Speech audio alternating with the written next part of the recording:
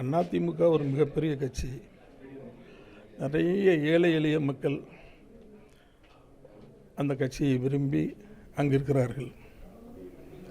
அப்படிப்பட்ட ஒரு கட்சிக்கு இன்று இருக்கிற தலைமை அண்ணன் எடப்பாடி பழனிசாமி அவர்கள் இந்த கட்சியை அடிமை சாசனம் எழுதி கொடுத்து விட்டார் பிஜேபிக்கு.